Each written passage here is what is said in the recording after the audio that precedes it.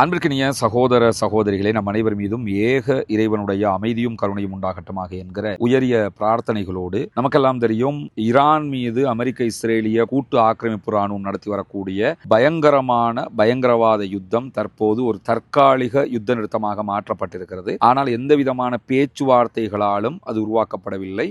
Iran விடுத்திருக்கக்கூடிய 10 அம்ச நிபந்தனைகளை America ஏற்றுக்கொண்டு யுத்தத்தை தற்காலிகமாக நிறுத்தி இருக்கிறது. ஈரானும் பதிலடி தாக்குதல்களை நிறுத்தி இருக்கிறது. அதே நேரம் லெபனான் மீதான இஸ்ரேலுடைய தாக்குதல்கள் தொடர்ந்து கொண்டிருக்கக்கூடிய சூழல்ல லெபனான் மீதான தாக்குதல்களையும் நிறுத்தாவிட்டால் யுத்த நிறுத்தத்திற்கு ஒத்துக்கொள்ள மாட்டோம் என்று சொல்லி மிக தெளிவாக ஈரான் பிடிவாதமாக இருக்கிறது.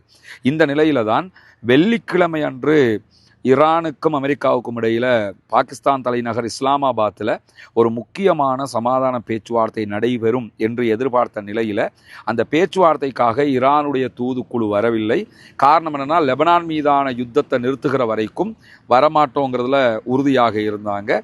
பிற்பட்ட நேரங்களில் பாகிஸ்தானுடைய பிரதமர் ஷெபாஸ் ஷரீப் அமெரிக்காவோடு நடத்தியிருக்கக்கூடிய பேச்சுவார்த்தைகளில் இது தொடர்பாக நேரடியாகவே பேசி முடிவெடுக்கப்படும் என்கிற உத்தரவாதம் அவர்களுக்கு கொடுக்கப்பட்டதற்கு இணங்க இன்றைக்கு அதிகாலையாகும் போது பாகிஸ்தான் தலைநகர் இஸ்லாமாபாத்தில் ஈரானுடைய தூதுக்குழுவினர் வந்து இறங்கி இருக்கிறாங்க என்கிற செய்திகளை நம்முடைய டெலிகிராம் அதே போன்று வாட்ஸ்அப் சேனல்லையும் அல் ஜசீராவினுடைய வீடியோ காட்சிகளையும் நம்ம வெளியாக்கி இருந்தோம், நீங்கள் பார்த்துருப்பீங்க. எனவே ஈரானுடைய தூதுக்குழு தற்போது பாகிஸ்தான் தலைநகர் இஸ்லாமாபாத்துக்கு வந்துட்டாங்க. அதே நேரம் அமெரிக்காவினுடைய தூதுக்குழுவும் வந்திருக்கிறார்கள். அமெரிக்காவினுடைய துணை அதிபர் ஜேடி வான்ஸ் தலைமையில தான் அந்த தூதுக்குழு வந்திருக்கிறது. ஜேடி வான்ஸினுடைய தலைமையில ஒரு குழு தனியாகவும், அதற்கு பிறகு இரண்டாவது குழுவினர் அமெரிக்காவினுடைய ஜனாதிபதியின் ஆலோசகராகவும் அமெரிக்க அதிபருடைய மருமகனாக இருக்கக்கூடிய ஜார்ஜ் குஷ்னர் அதே போன்று ஸ்டீவ் விட்காஃபினுடைய தலைமையில வந்திருந்தாங்க. இப்படி 2 குழுக்களாக பிரிந்து அவர்களுடைய குழுவினர் இஸ்லாமாபாத்தை வந்து அடைந்திருக்கிறார்கள். அதே நேரத்தில் ஈரானுடைய தூதுக்குழு சார்பாக ஈரானுடைய பாராளுமன்ற சபாநாயகர் ஹலீபாப் வந்திருக்கிறார்.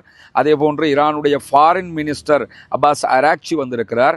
அராக்சியோடு துணை ஃபாரின் மினிஸ்டர் வெளிவிவகார அமைச்சரும் இந்த கூட்டத்திற்கு வந்திருக்கிறார்கள். இது எவ்வளவு நேரம் நடக்கும் என்றெல்லாம் சொல்ல முடியாது. இன்னும் அபிஷியலாக பேச்சுவார்த்தைகள் அவங்க ஆரம்பித்தால் கிட்டத்தட்ட சண்டே நைட்டு வரைக்கும் கூட இது போகலாம் என்கிற பேச்சுவார்த்தைகள் என்கிற செய்திகள் தொடர்ந்து சொல்லப்படுகிறது. இதே நேரம் இந்த முழுமையான பேச்சுக்கள் முடிவதற்கு ஒரு 15 நாட்களாவது ஆகும். முதல் கட்டமாக அவங்க நாளை ஈவினிங்கோட ஒரு முதல் கட்ட பேச்சுவார்த்தையை முடிப்பதற்கு வாய்ப்பு இருக்கிறது. அதற்கு பிறகும் இந்த பேச்சுவார்த்தைகள் தொடர்வதற்குத்தான் வாய்ப்பு இருக்கிறது என்று சொல்லப்படுகிறது.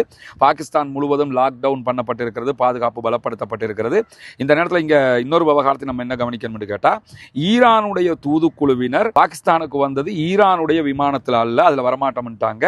அதுக்கான காரணம் என்னன்னு கேட்டால், ஈரானுடைய விமானம் இலக்கு வைக்கப்படுவதற்கான வாய்ப்புகள் இருக்குங்கிறதுனால பாகிஸ்தானுடைய தலையீட்டின் பிறகு அமெரிக்காவினுடைய விமானத்தில் தான் ஈரானுடைய தூதுக்குழு தற்போது பாகிஸ்தானுக்கு வந்து இறங்கி இருக்கிறது. அவங்க அமெரிக்காவினுடைய விமானத்தில் ஈரானியர்கள் தான் அதில் முழுவதுமாக வந்திருக்கிறார்கள் என்கிற செய்திகளும் ஜசீரா உள்ளிட்ட தளங்கள் வெளியிட்டிருப்பதை நம்ம பார்க்க முடியும். எனவே இந்த பேச்சுவார்த்தைக்கான தூதுக்குழுவினர் தற்போது வந்திருக்கிறார்கள். ஆனால் ஈரானுக்கும் இஸ்ரேலுக்கும் அமெரிக்காவுக்கும் இடையில தான் அமைதி திரும்பி இருக்கிறது தவிர, லெபனான் மீது இஸ்ரேல் தாக்குதல் நடத்துகிற அதே நேரம் இஸ்ரேலை இலக்கு வைத்து லெபனானில் இருக்கக்கூடிய ஹெஸ்புல்லாக்களும் மிக பாரிய தாக்குதல்களை தொடர்ச்சியாக நடத்தி கொண்டே இருக்கிறார்கள். இருபக்க தாக்குதல்களும் தொடர்ந்து நடைபெற்று வரக்கூடிய சூழலில் தான் இந்த பேச்சுவார்த்தைக்கான குழுவினர் வந்திருக்கிறார்கள். இந்த இடத்துல என்ன கவனிக்கணும்னு கேட்டால், 1979களில் ஷாகு மன்னர் வெளியேற்றப்பட்டதற்கு பிறகு ஈரானுடைய ஆட்சியை இப்ப இருக்கக்கூடிய ஆயத்துல்லா அலி ஹொமைனி அவர்களுடைய தலைமையில் ஆட்சி மாற்றம் ஏற்பட்டது ஒரு புரட்சிக்கு பின்னாடி. அந்த புரட்சிக்கு பின்னாடி ஆயத்துல்லா அலி ஹொமைனி, ஆயத்துல்லா அலி ஹாமனி, தற்போது முஜ்தபா ஹாமனி வரைக்கும் அவர்களுடைய ஆன்மீக தலைமைகள் நீண்டு கொண்டிருக்கிறது.